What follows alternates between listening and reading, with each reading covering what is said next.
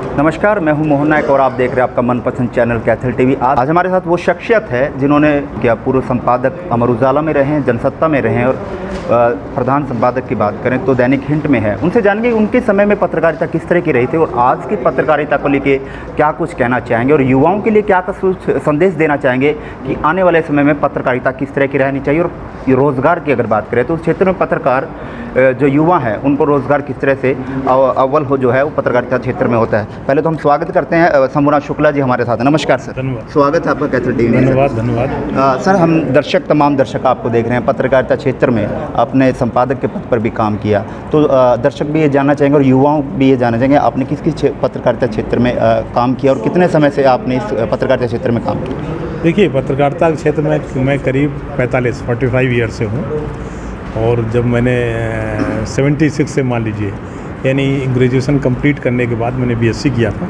उसके बाद मुझे लिखने पढ़ने लगा तो मैं पहले तो लिटरेचर में गया, कहानियाँ लिखने लगा, कहानियाँ छपी भी, धर्मयुग में मेरी कहानी छपी, साप्ताहिक हिंदुस्तान में छपी। उसके बाद वहाँ कानपुर में जहाँ मैं रहता था एक लोकल अखबार था दैनिक जागरण, वो ज्वाइन किया और फिर मैं लगातार लिखना मैंने शुरू किया।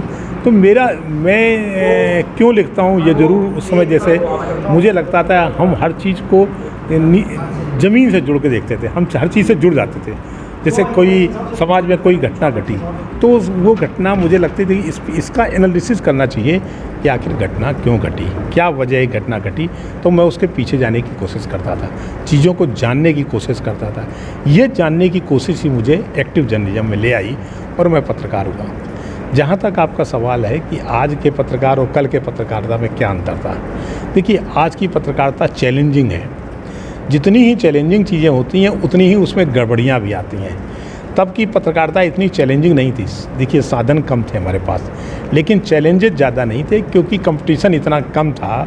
सीधे सीधे कुछ अखबार थे जिसमें हम लोग लिखते थे अपनी बात, जो हमने कही वो बात, लेकिन हम अंदर से ईमानदार थे। हम कोशिश करते थे कि ईमानदारी और बेबाकी से बात कर दी जाए। आज की पत्रकारिता बाजार के दबाव में है, चैलेंजिंग बहुत ज़्यादा है।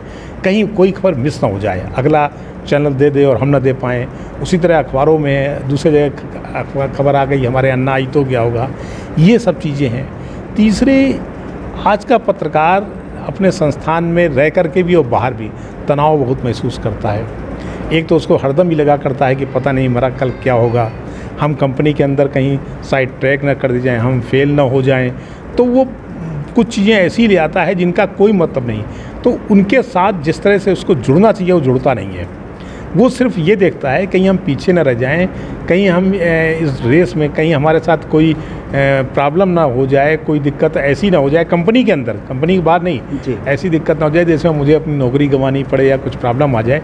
इसलिए वो कुछ खबरें ऐसी देता है जिन खबरों का कोई मतलब नहीं होता, जो कहना चाहिए संवेदनशील होती हैं, सिर्फ सनसनीखेज पैदा होती हैं, सनसनी पैदा करती हैं, बाकी उसमें कोई मायने नहीं होता। तो ये है, तब हमें मालूम था कि हमारी नौकरी इतनी आसानी से नहीं जा सकती क्योंकि बाज़ार में भी लोग कम हैं और अच्छा लिखने वाले भी लोग कम हैं। आज अच्छा लिखने वाले भी ज़्यादा हैं और बाज़ार बहुत ज़्यादा भरा पड़ा हुआ है।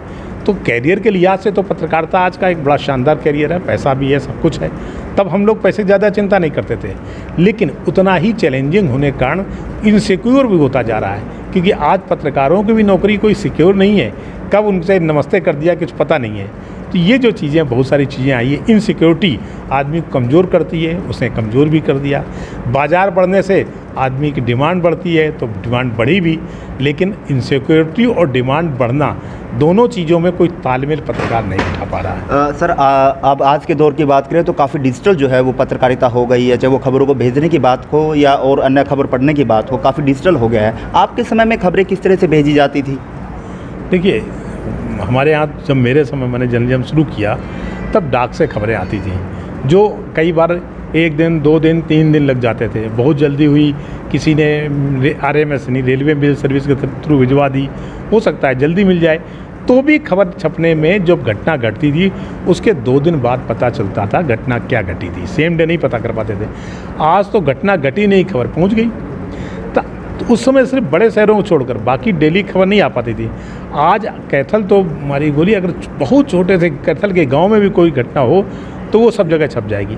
तब ये साधन नहीं थे हमारे पास, तो साधनों का अभाव था, इसलिए पुरानी चीज़ों को लेकर के हम उसकी इनसाइड स्टोरी में ज़्यादा डेप्थ से जाते थे। आज इनसाइड स्टोरी के बजाय वैसे मैंने कहा ना कि सनसनी पे ज़्यादा, कि हम खबर चला दें उसके बाद हम पता नहीं करते उसका क्या हुआ क्या नहीं हुआ। सर जैसे इलेक्ट्रॉनिक मीडियाज़ की बात करें या प्रिंट मीडियाज़ की बात करें, उस पर सोशल मीडियाज़ का काफ़ी रोल जो है वो बढ़ गया है। सोशल मीडिया ने काफ़ी अपनी भूमिका बना ली है, उसको कहाँ देखते हैं? क्या सोशल मीडिया में जो पत्रकारिता की जा रही है उसको डिजिटल मीडिया प्रिंट मीडिया और इलेक्ट्रॉनिक मीडिया पर असर कहाँ देखते हैं? देखिए, सोशल मीडिया की पत्रकारिता कई बार भ्रम भी पैदा करती है। सोशल मीडिया में आदमी उस खबर की पुष्टि नहीं करता, खबर चला देता है। दूसरे, सोशल मीडिया में कोई संपादक नहीं है, यानी कोई बीच में ऐसा व्यक्ति नहीं, मॉडरेटर नहीं है जो उसकी पुष्टि करके उस खबर को, है ना जी, कोई भी खबर चल गई। अब कोई जर्नलिस्ट यानी इलेक्ट्रॉनिक मीडिया का जर्नलिस्ट है, तो मैंने जैसा कि बताया कि चैलेंजिंग बहुत हो गई है, तो वो सोचता है ऐसा ना हो ये खबर मैं मिस कर दूं, इसे वो भी उसकी खबर की जड़ पकड़ने के बजाय उसने फटाफट वही खबर चला दी। तो एक तरह से खबर जो आज के ज़माने में पत्रकारिता इररिस्पॉन्सिबल हो गई, यानी गैर जिम्मेदार हो गई, गैर जिम्मेदार हो गई। सर बहुत कुछ दौर देखा गया है। फ़िलहाल मैं अपनी बात करूं क्योंकि मैं खुद पत्रकारिता सोशल मीडिया ही कर रहा हूं। इसमें चाहे वो प्रिंट मीडिया हो इलेक्ट्रॉनिक मीडिया हो, उसमें किसी पत्रकार पर कोई भी मुकदमा दर्ज है, आपके समय में क्या जो आपका डिपार्टमेंट था या आपका जो समूह था वो सपोर्ट करता था आज की अपेक्षा की अगर बात करें? देखिए, खबरों में सपोर्ट करता था जब तक कि पत्रकार ने निजी तौर पे गड़बड़ी ना करे। भाई निजी ज़िंदगी में कोई गड़बड़ करता है तब तो वो फंसेगा ही, कोई मदद नहीं कर सकता। लेकिन अगर उसने खबर को लेकर के कोई वो सही है और हमारे ऊपर दबाव आया, जैसे मैं करीब 20 साल संपादक रहा तो सारे जगह जवाबदेही थी, तो अगर मेरे ऊपर दबाव आया सरकार की तरफ से या सरकारी अधिकारी की तरफ से या मंत्री की तरफ से कि इसको खंडन किया जाए, तो मैं कहता था नहीं, हमारा रिपोर्टर उसका कहना है कि उसकी बात सही है, इसलिए हम उसकी बात रखेंगे। और आप चाहें तो कोर्ट जाएं, चाहे कुछ कहीं जाएं, हम अपने रिपोर्टर की बात पे भरोसा करते हैं। अगर उस पर मुझे उस पर भरोसा है, मैं उसकी बात को सही मानता हूं, तो मैं छापूंगा। सर आखिरी सवाल मेरा, सोशल मीडिया अपनी भूमिका अदा करता नज़र आ रहा है, क्या प्रिंट मीडिया और इलेक्ट्रॉनिक मीडिया है वो अपनी जिम्मेवारी सही तरह से निभाता हुआ नज़र आ रहा है आपकी नज़र में, आपके हिसाब से अगर हम बात करें? देखिए, प्रिंट मीडिया में खबर 24 घंटे रहती है। अखबार सुबह कल छप के आएगा, आज छपा है फिर कल सुबह छपेगा, तो 24 घंटे तक खबर जो है हमारे जेहन में रहती है। इसलिए इसमें प्रिंट में रिस्पॉन्सिबिलिटी ज़्यादा होती है। इलेक्ट्रॉनिक मीडिया में खबर एयर हो गई चल गई और फिर ख़त्म हो गई, किसी को पता भी नहीं चलता खबर कौन सी थी कौन सी नहीं हो गई। इसलिए अभी भी मेरा मानना है कि प्रिंट मीडिया की जो अहमियत कभी भी ख़त्म नहीं होगी, वो बना ही रहेगा, क्योंकि 24 घंटे खबर सिर्फ वही रख सकता है। वो कहते हैं कि सरकार का दबाव रहता है क्योंकि गोदी मीडिया का नाम भी वो दिया गया है। दबाव तो दोनों पे रहता है, दबाव तो सब पर रहता है, लेकिन स्टैंड लेने की बात है। दबाव तो रवीश कुमार पे भी होता है, लेकिन एक स्टैंड उन्होंने लिया हुआ है। तो किसी भी तरह की मीडिया, चाहे गोदी मीडिया यानी सरकार समर्थक हो या सरकार विरोधी हो, हमें एक निष्पक्ष स्टैंड रखना चाहिए। हमें किसी के बहकावे में नहीं आना चाहिए। ना हम इतने विरोध भी बन जाएं कि हमारा चेहरा देख के लोग कह देंगे तो सरकार विरोध में बोलेगा गलत सलत कुछ भी बोले, चाहे सरकार ने लाख अच्छे काम किए हों, गलत बोलेगा है ना। ऐसा चेहरा बन जाए कि लोग कहें कि तो सरकार समर्थन में बोलेगा, इसका काम ही यही है। तो ना हम गोदी मीडिया बने, ना हम कोई बिकाऊ मीडिया बने, ना हम एकदम से कहना चाहिए कि बस चिड़े हुए मुद्रा में कि हमारा काम कोई विरोध पक्ष का नहीं है कि हम सिर्फ वही बोलें कि जो कोई काम हो रहा है उसके खिलाफ ही स्टैंड लें।